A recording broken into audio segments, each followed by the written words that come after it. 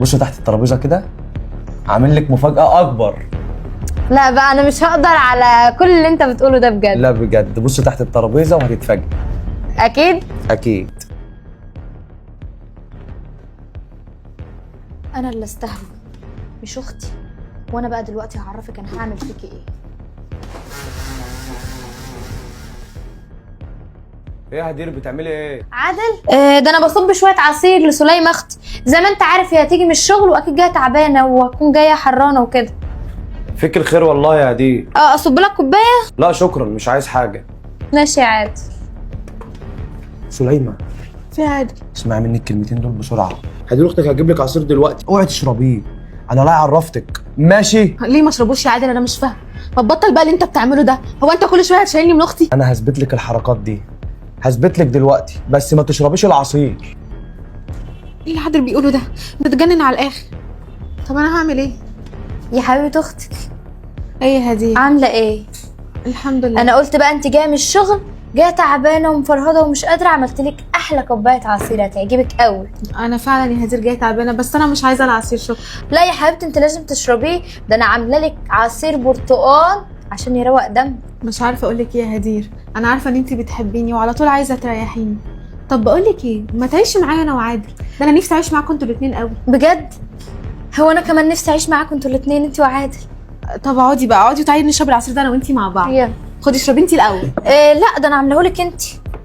وبعدين نسيت، كنت معلقه حاجات على البوتاجاز ومش هتاخر عليكي. انا مش مطمنه، انا برضو مش هشربه احتياطي. انا لازم اعرف العصير ده فيه ايه، ما عادل برضو مش هيقول اي كلام.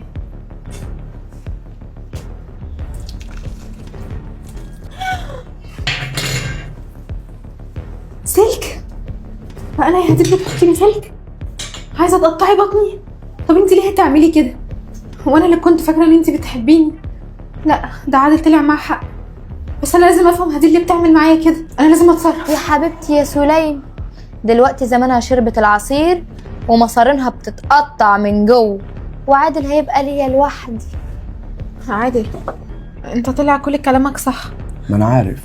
تخيل ان انا لقيت هدير حاطه لي سلك في العصير وكانت عايزه تقطع لي بطني. عادل انا مش فاهمه هدير ليه بتعمل كده، ده احنا بنحب بعض جدا من واحنا صغيرين. وانت جايه تقولي لي خليها تعيش معانا طول العمر؟ ايوه تعيش معانا، عشان ما كنتش عارفه انها كده ولسه مش فاهمه هي ليه بتعمل كده اصلا يا عادل. هتعيش معاك ازاي؟ ها؟ اللي انت ما تعرفوش يا هانم ان عينها مني وعاوزاني، ووجودها هنا اصلا عشان تخرب عليا انا وانتي. علشان كده بتعمل معايا كده؟ اتاري لما انا قلت لها تعالي عيشي معانا اتبسطت قوي وفرحت وقالت لي ماشي وموافقه. انا لازم اغلط البت دي.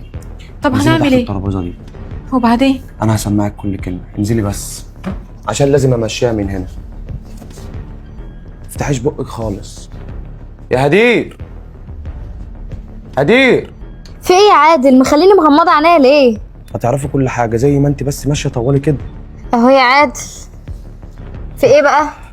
اشيل ايدي؟ شيلي ايديك. ايه؟ انا عامل لك مفاجاه. يعني مفاجاه مخليني من جوه لحد هنا مغمضه عينيا ومش فين المفاجاه؟ هقول لك ما انا المفاجاه. انا اقول لك على حاجه بس ما تخبيش عني. مش انت بتحبيني؟ طبعا بحبك قوي. بس ازاي يا هدير بتحب جوز اختك؟ طيب يا سليمه فين؟ سليمه مشيت. عارفه راحت فين؟ راحت فين؟ راحت المستشفى، وانا مبسوط من اللي انت عملتيه. مش عارفه تحط لها السلكه دي من بدري في العصير ونخلص منها. عرفت منين؟ ما انا خدت بالي وسبتك تعملي كده علشان خاطر انا كمان نفسي اخلص منها. بس ايه رايك في الفكره؟ بصراحه عجبتني. يعني انت موافق؟ انا موافق. طيب يا رب تكون عملت نتيجه، وان احنا نسمع خبر من المستشفى وفاتها، دي حاجه هتخليني مبسوطه قوي. طب ايه رايك بقى ان انا ابسطك اكتر كمان؟ ايه؟ بص تحت الترابيزه كده، عامل لك مفاجاه اكبر. لا بقى انا مش هقدر على كل اللي انت بتقوله ده بجد. لا بجد، بص تحت الترابيزه وهتتفاجئي. اكيد. اكيد. ايه رايك في المفاجاه دي؟